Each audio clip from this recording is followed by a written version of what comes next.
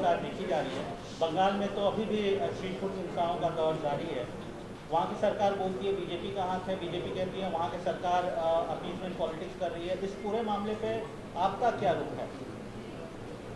जहाँ कहीं भी हिंसा या वायलेंस होती है उसकी जिम्मेदारी वहाँ के स्टेट गवर्नमेंट पर आयद होती है। ये उनकी नाकामी है कि उन्होंने उस वायलेंस को रोका नहीं, और साथ ही साथ ये उन लोगों का भी उसमें इन्वॉल्वमेंट होता है जो अगर कोई प्रोसेशन निकालते हैं और वो प्रोसेशन में वायलेंस होता है तो जो ऑर्गेनाइजर्स है उनकी भी जिम्मेदारी उस पर आयद होती है कि उन्होंने उस वायलेंस को रोका नहीं बल्कि उसको आगे बढ़ाया भी। ये दो चीज़ें फैक्ट है, इसको कोई डिनाई नहीं कर सकता है। और तीसरी बात यह है कि जो कुछ बिहार में हुआ है, बिहार शरीफ में, जहाँ पर एक 100 साला मदरसे अजीज़िया को जला दिया गया, एक मस्जिद के मीनार को डैमेज किया गया और वहाँ पर एक टारगेटेड मुस्लिम माइनॉरिटी के दुकानों को निशाना बनाया गया, इससे साफ जाहिर है कि इसमें बहुत बड़ी प्लानिंग हुई है। और बिहार की नीतीश कुमार और तेजस्वी की सरकार को ये मालूम था कि नालंदा एक सेंसिटिव डिस्ट्रिक्ट है, नीतीश कुमार मुख्यमंत्री का होम डिस्ट्रिक्ट है, उसके बावजूद भी आप सासाराम में भी गड़बड़ हुई। तो ये सरासर बिहार में जो कुछ हुआ ये सरकार के ऊपर जिम्मेदारी आयद होती है कि उन्होंने वायलेंस को रोका नहीं, और उनको मालूम था, उनके पास रिपोर्ट्स, इंटेलिजेंस रिपोर्ट्स थे कि यहाँ पर वायलेंस हो सकता है। 2016 में भी इस तरह का एक वायलेंस नालंदा में हुआ था, और अफसोस की बात यह है कि वहाँ पर एक मदरसे अजीज़िया को पूरा जला दिया गया। 100 साल का मदरसा, 4000 किताबें, उसमें कुरान करीम भी है, इन्हें मैन्युस्क्रिप्ट से, रेयर मैन्युस्क्रिप्ट, उसको जला दिया गया है। और आपके वहाँ हुकूमत की नाकामी। और आप देखिए कि नीतीश कुमार जो है उन पे कोई रिमोर्स ही नहीं है, उनको कोई तकलीफ ही नहीं हो रही उनको। कल इफ्तार की पार्टी में चले गए, टोपी सर पर पहन लिए, शॉल पहन लिए, अरे कुछ तो हमदर्दी दिखाते, गम दिखाते। और वो आरजेडी का जो नेता है वो कहता है कि ट्वीट कर दिया। अरे भाई ज़बान से बोलो ना, कंडेम करो।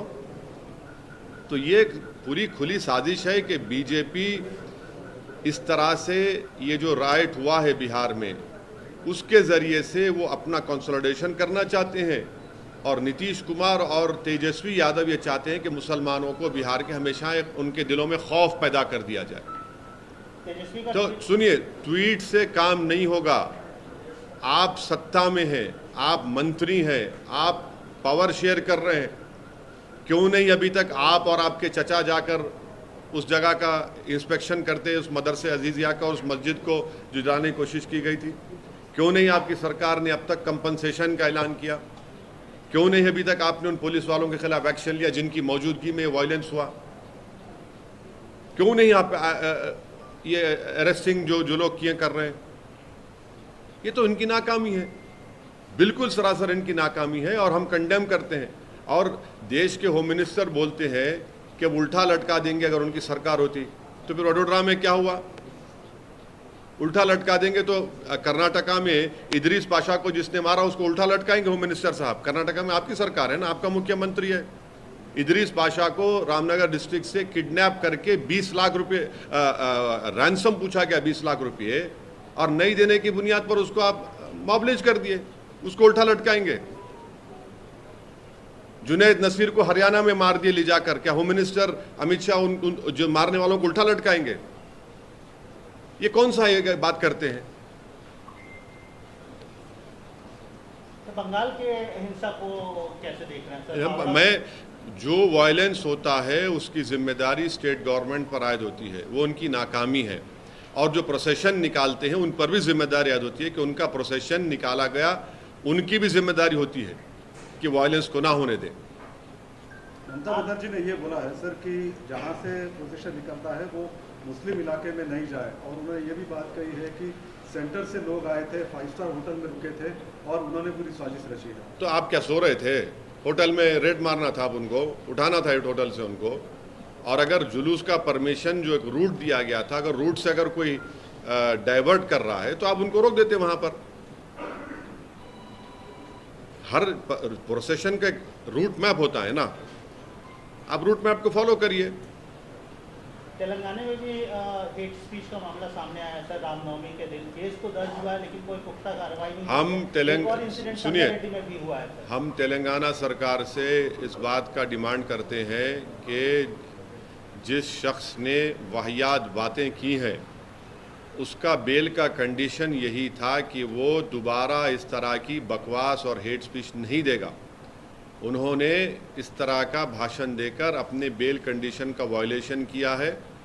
हम उम्मीद करते हैं कि हाई कोर्ट में उनका बेल कैंसलेशन के लिए कमिश्नर ऑफ पुलिस और यहाँ का एडमिनिस्ट्रेशन उस पर एक्शन लेगा और उसी शख्स के खिलाफ महाराष्ट्र में भी एफआईआर हुआ है। तो वो बार बार अपने ही बेल के कंडीशंस को वायलेट कर रहे हैं और ये फिट केस है उनके खिलाफ लीगली आगे बढ़ने के लिए। और संगारेड्डी में जो पटनचेरू में जिस 3 बच्चों को मारा और पीटा गया मार्केट के मामलात में, कल मेरी डीएसपी संगारेड्डी से बात हुई है। उन्होंने मुझे यकीन दिलाया है कि वो अनलॉफुल कन्फाइनमेंट और असॉल्ट का केस बुक किए हैं। मैंने उनसे कहा है कि सर वो उसमें सेक्शन लगाइए 307 अटेम्प्ट टू मर्डर का, क्योंकि एक बच्चे का हाथ टूट गया, दूसरे बच्चे के दांत टूट गए हैं। तो खैर उनको नहीं पता था। आज हम हमारे पार्टी के लोग वहाँ गए हैं, उन बच्चों को भी लेकर गए, केस रजिस्टर हुआ है और उन्होंने मुझे यकीन दिलाया कि अनकरीब में उन तमाम जो एलिज्ड एक्यूज है उनको जल्द से जल्द गिरफ्तार किया जाएगा। इस तरह की how do you see the violence happened in Bengal and the blame game is on? Who is responsible? One side BJP saying that Trinamool leaders are saying that it's BJP. The issue is that this violence has taken place in a procession, and that procession permission was given by the state government of that respective state. So the responsibility lies at the organizers of the procession and also at the doorstep of the state government, because it is the failure of the respective state governments that they had failed in discharging their duty of stopping the violence.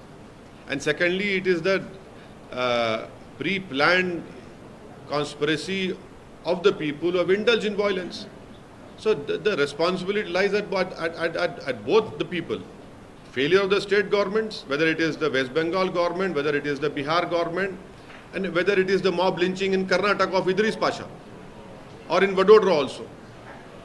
What was the government doing? In Bihar, in 2016, same communal violence had taken place. Everyone knows that Nalanda is a very communally sensitive area. It is also the home district of the Chief Minister of Bihar. It is a complete failure of the Nitish Tejasvi RJD government that despite having IB reports that a violence can take place, you had completely failed in stopping this violence. Because of their failure, and 100-year-old Madrasa Azizia has been completely burned. More than 4,000 books, including the holy book of Quran, has been burned. And the most unfortunate part is that there is no remorse on the faces of the Chief Minister and the RJD leaders. The Chief Minister was having an iftar party yesterday. He and his coalition partner should have visited Madrasa Azizia. They should have gone and seen that one Masjid Minar that was damaged. They should have announced compensation. They should have announced that so-and-so police officers who were there on duty who have failed in controlling violence have been suspended. But no, you're not at all concerned. It helps Nitish Kumar and the RJD because they create a sense of insecurity among the Muslims of Gujarat. And on the other side, it consolidates the BJP support in the majority community. In this whole game which is being played between Nitish Kumar, Tejasvi and the BJP, Amit Shah and Modi, it is the Muslims and the people of Bihar who are suffering.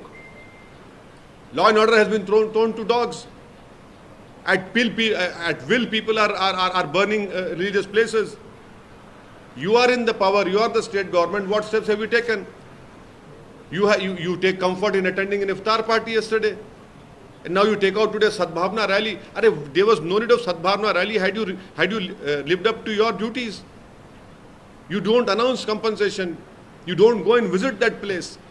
Because you jolly well know that you create this sense of insecurity so that the Muslims of Bihar are always beholden to you. And at the same time, it helps consolidate the majority also BJP. There's a study of Yale University which clearly says wherever a communal violence takes place, it helps BJP. A man has been chief minister for years, Mr. Nitish Kumar, and he is not able to stop this. I condemn the behavior of Nitish Kumar and RJD government, that they have completely failed in stopping this burning of this madrasa and the attack on the masjid, and a targeted burning of properties of Muslims had taken place in Bihar. Sir how do you see the blame game? क्या बोले एक minute. How do you see the blame game happening? मतलब See, no one is taking responsibility. it is very easy, na. It is very easy. You blame them, they blame them. Who are the sufferers? Violence, when it happens, it is the poor and common man who suffers. And who loses the property? Who goes to jail? Majority of them are Muslim minority. This is the game they have been playing for years. Also, sir, you are suggesting a political, basically conspiracy behind all this violence or this communal violence, sir. So you are hinting toward two particular party in ruling in Bengal and opposition. I am saying in context of Bihar. In context of Bihar, which I know, that had the Nitish Kumar RJD government had decided that no violence will take place, the violence would not have happened. They have failed in controlling the violence in Nalanda. Completely failed. They jolly well know that because of this violence, they send out a message to the Muslims of Bihar कि देखिए BJP आतंक कर रही है, अब आप हमारे साथ रहिए. और वहां पर बीजेपी क्या करती है कि मेजॉरिटी कम्युनिटी को बोलते देखिए आप अनसेफ हैं. तो दोनों का सियासी फायदा हो रहा है. नुकसान कौन उठा रहा है? गरीब उठा रहा है. किसका मदरसा जला, किसकी मस्जिद पे हमला हुआ, किसकी दुकान जली, कौन जेल को जा रहा है. यानी मुख्यमंत्री हैं और आप जबान से इसको कंडेम नहीं करते, ट्वीट करते हैं उनके अलायंस पार्टनर, इफ्तार की दावत कल खाते हैं, खजूर खाते हैं, कंपनसेशन अनाउंस नहीं करते, जाकर विजिट नहीं करते, वहां पर कुछ नहीं करते, क्योंकि मालूम ये कहां जाएगा बिहार का मुसलमान हमको छोड़कर. आप जाके मिलेंगे क्या? बिल्कुल. देखिए, जिस दिन मैं सत्ता में आऊंगा उस सवाल करिए मेरे से आप. मैं सत्ता में नहीं हूं. सत्ता में जो लोग हैं उन्होंने संविधान पर कसम खाई है और देश के होम मिनिस्टर बोलते हैं कि उल्टा लटका देंगे, उनकी सरकार आएगी. अरे उल्टा लटकाइए ना बिल्किस बानो के कातिलों को, रेप करने वालों को उल्टा लटकाइए. इदरीस पाशा के जो मॉब लिंचिंग हुआ रामनगर डिस्ट्रिक्ट कर्नाटका में, किडनैप करके मार दिया गया उसको. जुनैद नसीर के मारने वालों को उल्टा लटकाइए. अमित शाह साहब क्यों नहीं लटकाते आप एक तरफा क्यों बात करते हैं? आप तो भारत के होम मिनिस्टर है ना. जब आप उल्टा लटकाने की बात कर रहे हैं तो ठीक है, संविधान में उल्टा लटक जाएगा जब, बस सबको लटकाइए उल्टा आप. बोलिए. हाँ बोलिए. सर, चाइना ने अरुणाचल प्रदेश के 11 जगहों का नया नाम रिलीज किया, रिनेम करके. अब सुनिए, तफसीली सवाल सुनिए. तफसीली जवाब ये है कि यहां पर मोदी सरकार एनसीईआरटी से मुगलों की तारीख को मिटा रही है, पास को. और चाइना जो है, जिसका मोदी जी G20 इंडोनेशिया में चेयर से, कुर्सी से उठकर पलटकर जाकर हाथ मिलाए थे, एनसीईआरटी में मुगलों की तारीख को मिटाया जा रहा है और चीन हमारी प्रेजेंट को मिटा रहा है. प्रेजेंट को मिटा रहा है हमारे नामों को. ये इसमें खुश है और चीन प्रेजेंट नामों को मिटा रहा है. तीसरी मर्तबा हो चुका है. क्यों हो रहा है? क्योंकि चीन जानता है कि देश के प्रधानमंत्री मोदी जी चीन का नाम नहीं लेंगे. दूसरा, ये सरकार फैक्ट्स नहीं बोलती. तीसरा, इनका रिस्पांस वीक है. इसीलिए इन तीन चीजों की वजह से चीन हमारे प्रेजेंट को मिटा रहा है और मोदी जी की सरकार मुगलों की तारीख को मिटा रही है. अब हम इस पर यह बोलना चाह रहे हैं कि 1653 में ताजमहल को शायद मोदी जी ने बनाया था। हाँ, 1648 में लाल किले को शायद नाथूराम गोडसे ने बनाया था, और 1857 की जो बेचारा जो बादशाह जो बर्मा जाकर मर गया, शायद वो सावरकर थे। और जो 1690 में जो पूरे विश्व का 24% जीडीपी था, शायद एम्परर मोदी जी थे, इसलिए 24% जीडीपी हो गया। यही प्रॉब्लम है, आप पास को मिटा रहे हैं और चीन प्रेजेंट को मिटा रहा है। ये प्रॉब्लम है भारत में। चीन के ऊपर देश के प्रधानमंत्री एक शब्द नहीं बोलते, फैक्ट्स को छुपाया जाता है, और वीक रिस्पॉन्स है। 3 चीजों की वजह से चीन ये हरकत कर रहा है। अब आप बोलिए क्या हमारा रिस्पॉन्स है? कुछ नहीं है, हम नहीं माने। अरे क्या आपके देश के इलाकों का नाम मिटा रहा है, आपको उसकी फिक्र ही नहीं है, मगर आप तारीख मिटाएंगे। 1650 में, 1640 में, सन 57 में क्या हुआ था। अरे भाई ये देखो, आप सत्ता में है, ये क्या हो रहा है, इस पर गौर करिए। सर, इस बार के पार्लियामेंट सेशन में बहुत सारी खेमेबंदी हुई, कई पार्टियां एक साथ मिलकर खड़ी हुई, सब अपना अपना स्टैंड क्लियर कर रहे हैं। आप अभी तक अपना स्टैंड नहीं क्लियर। क्या मेरा स्टैंड क्या है? मैं तो हमेशा बीजेपी को अपोज कर रहा हूं और करता रहूंगा। मैं सुनिए क्या सुनिए जो मैं समझ गया आपका सवाल मेरे भाई। यूएपीए का जब कानून जुलाई अगस्त 2019 में अमित शाह होम मिनिस्टर लेकर आए थे, तो क्या कांग्रेस ने सपोर्ट नहीं किया था? और असदुद्दीन ओवैसी ने अपोज किया। हम तो हर कानून अपोज करते हैं, हम तो क्लियर कट हैं, बीजेपी के खिलाफ थे, हैं और रहेंगे आइडियोलॉजी की बुनियाद पर। हम तो कह रहे हैं कि 2 समंदर के किनारे एक हो ही नहीं सकते कभी। तो क्या 2024 में, जैसा कि तमिलनाडु के मुख्यमंत्री बोल रहे हैं कि अलग अलग चेहरे होने से नुकसान हो सकता है, तो एक ही चेहरा ऑपोजिशन का होना चाहिए, मोदी और बीजेपी को लेने? क्या उन्होंने ऐसा कहा है क्या? हाँ, उन्होंने कहा कि सब विपक्षी पार्टियों को एक साथ मिलकर आना चाहिए और एक ही चेहरा होना चाहिए, ताकि मोदी को, प्रधानमंत्री को एक चेहरा कौन है वो? राहुल केसीआर गांधी। साहब से हाँ, इन्हें एक चेहरा उन्हें बोले क्या उन्होंने? एक चेहरा कौन है? आप सभी लोग कोशिश कर रहे हैं। कौन?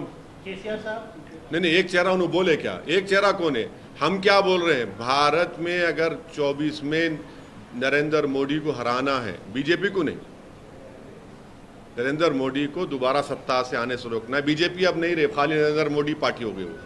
नरेंद्र मोदी को रोकना है तो 540 पर 540 चेहरे मिलकर मोदी को हराना चाहिए। मैं शुरू से कह रहा हूं ये स्ट्रेटेजी कामयाब हो सकती है। अगर आप ये चेहरों को लेकर जाएंगे तो फिर बीजेपी को फायदा हो जाएगा। 540 में बहुत सारे तो वही लोग के हैं ना सर।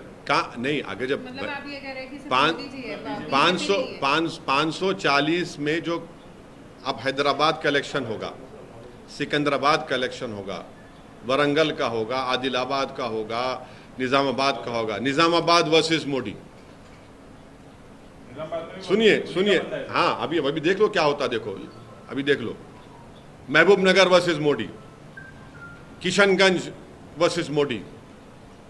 हाँ, ये होना चाहिए। अगर आप ऐसे चेहरों को लाएंगे तो फायदा नहीं होने वाला है। खैर वो लोग बड़े लोग हैं भाई, हम क्या बोल सकते हैं। हैदराबाद हम तो ट्विंकल ट्विंकल लिटिल स्टार हैं। उनको उनके ख्वाब हैं, उनके जो भी ख्वाहिशात हैं, वो शायद वो देख के। आप यूनाइटेड अपोजिशन के आप पक्ष में जुड़ेंगे हैं। उनसे, हाँ? आप जुड़ेंगे उनसे। अरे हम ही तो मुकाबला कर रहे हैं बीजेपी से। नहीं, वो कह रहे हैं सुनिए मैडम, नुकसान जुनैद नसीर को हो रहा, नुकसान अखलाक पीलू को हो रहा, नुकसान इदरीस पाशा को हो रहा, मदरसे अजीज़िया जला दिया जाता है, नालंदा में मंसूर की मस्जिद पर हमला होता है, गालियां हमको दी जाती हैं, हर भाषण में गालियां हमको दी जाती हैं, यानी गंदी गंदी वाहियात बातें की जाती हैं। मेंबरशिप अब्दुल्ला आजम की चले जाती है, मेंबरशिप फैसल की चले जाती है। कितने मिसालें आपको दूं? विक्टिम तो हम है ना, आप तो विक्टर हैं, विक्टिम तो हम है। सर, आपका कहना है कि यूनाइटेड अपोजिशन हो लेकिन कोई चेहरा ना हो, ये आप कहना चाहते हैं? ये मेरा मानना ये है कि भारत के जो लोकसभा के चुनाव होंगे, हर लोकसभा सीट पर बीजेपी से मुकाबला करने की ज़रूरत है, और वैसा होगा तो तभी तो कुछ होगा। तो क्या आप उनके साथ मिलेंगे सर, ये सवाल है। उनसे पूछिए मेरे से मिलना चाहते क्या। सर, तेलंगाना स्टेट के यूथ के लिए आप काफ़ी काम करते हैं। तेलंगाना स्टेट के यूथ के लिए, खासतौर से हैदराबाद के यूथ के लिए आप काम करते हैं, तमाम एजुकेशन इंस्टीट्यूट चलाते हैं। यहाँ के यूथ को लगातार कई परेशानियां सामना करना पड़ रहा है। TSPSC का इशू आया, पेपर लीक इशू। कल विकाराबाद में SSC का पेपर लीक हुआ। आज फिर वारंगल और तमाम जगहों से पेपर लीक का इशू आ रहा है। आप यहाँ की हुकूमत से क्या मांग सकते हैं? नहीं, अब तो जो कल जो लीक हुआ उस पर तो बोल रहे कि उसका इतना उसका कोई इम्पैक्ट नहीं होगा। ये आज का मेरे को नहीं मालूम, मगर पेपर लीक आज का कंप्लेंट भी DO ने कंप्लेंट लॉन्च किया पुलिस से। जैसे शुरू हुआ उसके बाद लीक हुआ। हाँ, लीक हुआ लीक सर। नहीं, मतलब नहीं, लीक हुआ। नहीं, तो एग्ज़ाम शुरू होने के बाद लीक हो गया। एग्ज़ाम शुरू है, लीक, ठीक है, सरकार जांच करे कौन कर रहा है, उसके खिलाफ एक्शन ले। और जो पब्लिक सर्विस कमीशन का जो लीक हुआ है वो बड़ी अफसोसनाक बात है। कई नौजवान तकलीफ़ में है। हम उम्मीद करते हैं कि जो SIT बनाई गई है वो उन लोगों को सख्त से सख्त सज़ा दिलाएगी, और सरकार फ़ौरन जो ऐलान किया है, उन्होंने अनाउंसमेंट किया है कि उसका अलग पेपर किया जाएगा। यकीनन तकलीफ़देह बात तो है, उन बच्चों के लिए तो बड़ी तकलीफ़देह बात होगी जो बड़ी मेहनत और जुस्तजू के साथ किए हैं। मगर हम उम्मीद करते हैं कि जल्द से जल्द एग्ज़ाम हो, और इंशाअल्लाह हमको यकीन है कि वो एग्ज़ाम होने के बाद जितने भी पोस्ट नोटिफाई हुए हैं वो 2018 से पहले वो नौजवानों को नौकरी मिलेगी। ये हमको यकीन है। सर, डिस्क्वालिफिकेशन की बात आपने की है, कुछ ही देर पहले डिस्क्वालिफिकेशन की बात की है। क्या डिस्क्वालिफिकेशन? डिस्क्वालिफिकेशन, हाँ। अलग अलग लोगों के डिस्क्वालिफिकेशन। राहुल गांधी का डिस्क्वालिफिकेशन जो चल रहा है, हाँ। कल भी आपने देखा कई सारे लोग उनके वहाँ पर हाँ, गए। जाना चाहिए, उनकी पार्टी का मामला है, मैं क्या करूँ। तमाम अलग दीगर पार्टियों के लोग अपनी जो सियासी अदावत है बुलाकर राहुल गांधी के साथ खड़े रहे। आपका क्या स्टैंड? अरे मैं तो देखिए, मैं उम्रा करने के लिए गया था। इम्तियाज़ जलील साहब ने पार्टी का स्टैंड वाजे किया है। उन्होंने कहा है कि जो राहुल गांधी के साथ हुआ है वो नहीं होना था। और वो दूसरा हमने ये कहा है कि भैया आपको ये जो आप जो गम और गुस्से का इजहार कर रहे हैं वो अब्दुल्ला आज़म पर भी करिए ना। एक धरने के केस में मेंबरशिप चले गई उसकी। फैसल लक्षद्वीप के जब हुआ, जब तो कुछ नहीं हुआ, खैर अब तो उन्होंने केस लड़कर हाई कोर्ट से उनको रिलीफ मिल गया मेंबरशिप। उस वक्त भी आपने कुछ नहीं दिखाया था। हमारा बोलना ये है कि देश का मुद्दा राहुल गांधी नहीं है। मोदी जी ये चाहते हैं कि राहुल बनाम मोदी हो जाए, और हम ये चाहते हैं कि बेरोजगारी का मुकाबला मोदी जी से हो। मोदी जी ये चाहते हैं कि राहुल का मुकाबला मोदी जी से हो जाए। हम ये चाहते हैं कि महंगाई का मुकाबला मोदी जी से हो जाए। मोदी जी ये चाहते हैं कि राहुल का मुकाबला मोदी से हो जाए। हम ये चाहते हैं कि चीन हमारी ज़मीन पर कब्जा करके बैठा है और मोदी जी खामोश बैठे हैं। ये मुद्दे हैं। मोदी जी ये चाहते हैं कि ये बाइट इनको सामने कर दो। हम ये फिर से कह रहे हैं कि 24 में 540 चेहरे जब उभरेंगे तभी आप नरेंद्र मोदी को सत्ता से दूर रख सकते हैं। बीजेपी नहीं है, नरेंद्र मोदी पार्टी है ये। हम मानते हैं उस बात को। कर्नाटक इलेक्शंस अनाउंस हो गए, आप कितनी सीट्स पे लड़ेंगे? और मैडम, हमने 3 सीट्स पर तो अनाउंसमेंट कर दिए हैं। अनकरीब में और भी इंशाअल्लाह ताला सीट्स का आपको अनाउंसमेंट भी कर सकते। अलायंस अगर होगा तो वो भी बता पाएंगे आप। पंडित सर का कहना है सर कि ओल्ड सिटी में एक खास तबके के नवयुवकों को रमजान में छूट मिलती है। अरे छोड़िए ना, बीजेपी का इतना बड़ा वो क्या है, वो पोस्ट मिला उसको और बात इस तरह ही कर रहा उन्हें, क्या है उसको। प्रधानमंत्री 8 तारीख को हैदराबाद आ रहे हैं सर। हाँ, आ रहे हैं। वंदे भारत का इनॉग्रेशन होगा। Very good. हम प्रधानमंत्री से एक रिक्वेस्ट करना चाहेंगे कि जब आप हैदराबाद को आ रहे हैं तो आप जो मेट्रो का जो काम रुका हुआ है Mahatma Gandhi jubilee bus stand से फलकनुमा तक, उसके लिए आप हमको पैसे दीजिए आपकी गवर्नमेंट से। और जो एयरपोर्ट के लिए मेट्रो का काम जो TRS की सरकार ने तैयार किया है, जिसको हमारे urban development minister Hardeep Singh Puri साहब ने रिजेक्ट कर दिया है, उसको भी मंजूर कर दीजिए। दो काम बहुत इंपॉर्टेंट है। हम चाहते हैं कि जब देश के प्रधानमंत्री यहाँ पर आएँ तो वो हैदराबाद में हमारे पार्लियामेंट कॉन्स्टिट्यूंसी में जो ये जुबली बस स्टैंड से लेकर फलकनुमा में जो एक हिस्सा बचा हुआ है, उसके लिए आप गवर्नमेंट ऑफ इंडिया से उसका फंड कर दीजिए, और दूसरा जो मेट्रो की लाइन का प्रोजेक्ट स्टेट गवर्नमेंट ने भिजाया है उसको आप एक्सेप्ट कर लीजिए। मगर वो तो सर स्टेट की सरकार करना चाहिए, स्टेट की सरकार नहीं तो गवर्नमेंट ऑफ इंडिया, देखिए स्टेट का ही तो पैसा गवर्नमेंट ऑफ इंडिया को जा रहा है ना। हाँ सर, किसी सुनिए एक मिनट, किसी का जाती पैसा नहीं है, जनता का पैसा है, टैक्स का पैसा है, पर्सनल पैसा किसी का नहीं है। तो हम ये बोल रहे हैं कि जो पैसा जा रहा है आप वो दीजिए ना, यहाँ पर डेवलपमेंट का काम ही होगा ना। आप लोग बोलते हम बोल रहे डेवलपमेंट करिए, डेवलपमेंट का काम करवाइए, चलिए। हम ये चाह रहे हैं कि हमारे कॉन्स्टिट्यूंसी में नामपल्ली रेलवे स्टेशन को भी अच्छा खूबसूरत बनाइए, आप बनाइए बिल्कुल। Old city metro project united Andhra Pradesh में शुरू हुई थी, टीआरएस की सरकार 8 साल तक रही, अभी फिर से ये मुद्दा क्यों आ रहा है? अगर सरकार, राज्य सरकार करना चाहती तो पहले कर सकती थी। बिल्कुल सही, बिल्कुल। हम तो शुरू से इस बात का डिमांड कर रहे हैं कि प्लीज करवाइए। वो एक बिट बचा हुआ है, आप करवा दीजिए, हम तैयार हैं उसके लिए। तो उसके लिए फंडिंग की जरूरत है। हम कह रहे हैं कि गवर्नमेंट ऑफ इंडिया फंड कर दे। स्टेट क्यों नहीं कर रही? अरे स्टेट भी करेगा भाई, दोनों मिलकर करो ना। आप तो मेरे को बदनाम करते कि खाली ओवैसी खड़े होकर भाषण देता। अरे हम तो डेवलपमेंट की बात कर रहे हैं आपसे, करा दो ना भाई, आप कराइए डेवलपमेंट का काम, आप एक्सेप्ट करिए। कर्नाटक में चुनाव के लिए क्योंकि आप भी उतर रहे, तो क्या बीआरएस के साथ आप जा सकते हैं? किसके साथ? बीआरएस के साथ।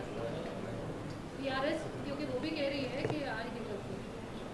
देखिए हमारा मानना ये है कि के चंद्रशेखर राव बड़े श्रूड, सैगेशियस एक स्टेट्समैन है, और उन्होंने तेलंगाना में जो कुछ काम किया है वो काबिल तारीफ़ है। यकीनन मेट्रो के काम नहीं आए, ओल्ड सिटी में होना चाहिए, बहुत से काम नहीं हुए, होना चाहिए, मगर जो बिजली का इंतज़ाम उन्होंने किया, जो पीने के पानी का इंतज़ाम उन्होंने किया, जो इरिगेशन का इंतज़ाम उन्होंने किया, जो उनकी सरकार ने दलित, ओबीसी और माइनॉरिटी बच्चों के लिए रेजिडेंशियल स्कूल्स खोले, वो पूरे देश में कहीं पर नहीं है। तो ये काम उनका हुआ, उसको एक्सेप्ट करना पड़ेगा। हमारा उनसे इख्तलाफ था, रहेगा, हम उनको अपोज करते थे, करेंगे, मगर जहाँ पर काम हुआ तो वही बोलना पड़ेगा ये काम हुआ है। सर अपोज करने की बात है, यहाँ पर स्टेट में यूनाइटेड ऑपोजिशन की बात चल रही है सर। कौन? शर्मिला ने पुश किया है। कौन? वाईएस शर्मिला ने पुश किया है सर इस चीज़ को। कांग्रेस बीजेपी से बातचीत हुई, आपने कुछ कहा है? मेरे से कोई बातचीत नहीं हुई और मैं इनसे नहीं बात करूंगा। मैं ममता बनर्जी ने कहा है कि अब जो हनुमान जयंती है नहीं, मैं नहीं बात करूंगा भाई, मेरी पार्टी का फैसला है। सर इन्फॉर्मेशन यह है कि कल आप मिलने वाले हैं। किससे? शर्मिला। देखिए, हम मुलाकात जब करते हैं ना तो शर्मा कर नहीं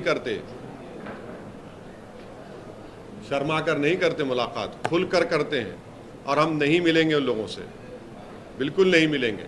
हमारे को बात चीज़ों पे टीआरएस पार्टी से हमारा इख्तलाफ है, मगर जहाँ काम किए वो काम करना पड़ेगा, बोलना पड़ेगा। और यकीनन मैं समझता हूँ कि के चंद्रशेखर राव का जो विजन था तेलंगाना में, किसी हद तक उसको हासिल कर चुके हैं, और भी उनको करना है। हम तो बोल रहे और करो आप। हमारे परसों लिए हम रोड वाइडनिंग का, के.टी. रामाराव मिनिस्टर हमारे को रोड वाइडनिंग के लिए वो दिए हैं पैसे।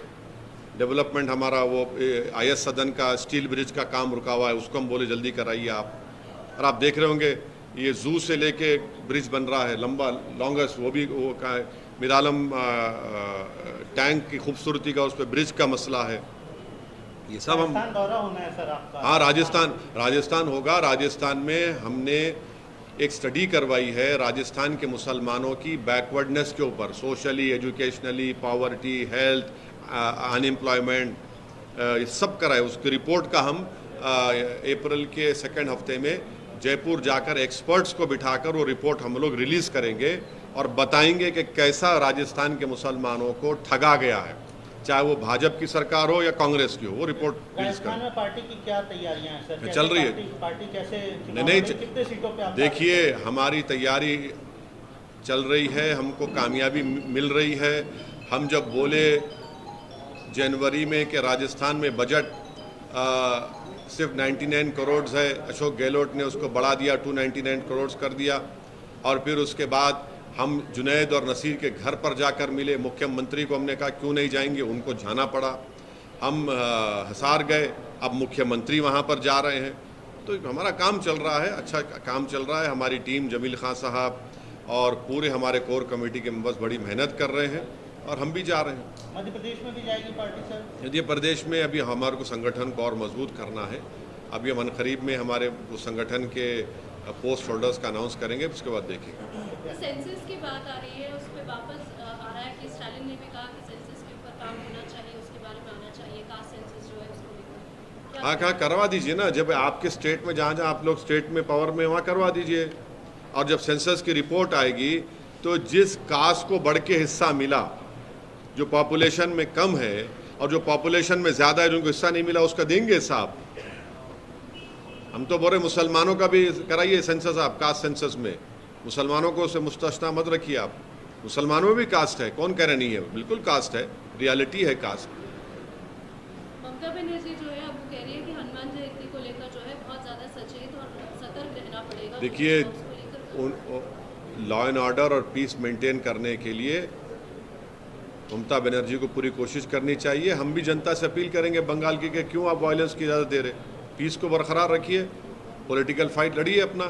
सर औरंगाबाद में भी हिंसा हुई सर, आपके जलील साहब के। हाँ, इम्तियाज़ जलील साहब को आप लोग क्रेडिट नहीं दे रहे, आप लोग तो क्रेडिट दे ही नहीं रहे इम्तियाज़ जलील को। क्यों सर, हिंसा के लिए? हाँ, हिंसा के लिए दे दो कम से कम। चलो, अगर वो मंदिर में जाकर नहीं बैठती इम्तियाज़ जलील तो क्या होता था वहाँ पर? 3 घंटे इम्तियाज़ जलील बैठे रहे मंदिर के, पूरे क्राउड को भगाए वहाँ से। खुद पुलिस के लोग अपने व्हाट्सएप ग्रुप में बोल रहे बात को कि इम्तियाज़ जलील अगर नहीं होते तो वहाँ पर हिंसा हो जाती, वहाँ पर बहुत बड़ी गड़बड़ होती। आप लोग सिर्फ नेगेटिव स्टोरीज को और सेंसेशनलाइज करने की स्टोरीज कैरी करते। इम्तियाज़ जलील पे करिए ना आप लोग। मेरे ख्याल से खाली एक हमारे इंडिया टीवी ने इम्तियाज़ जलील को बुलाकर उनको सराहा, उनकी मेहनत को। इंडिया टीवी बुलाए, वेरी गुड, शुक्रिया आपका। आपके ही बहादुरी के उन जर्नलिस्ट थे, उन्होंने 25-20 साल के।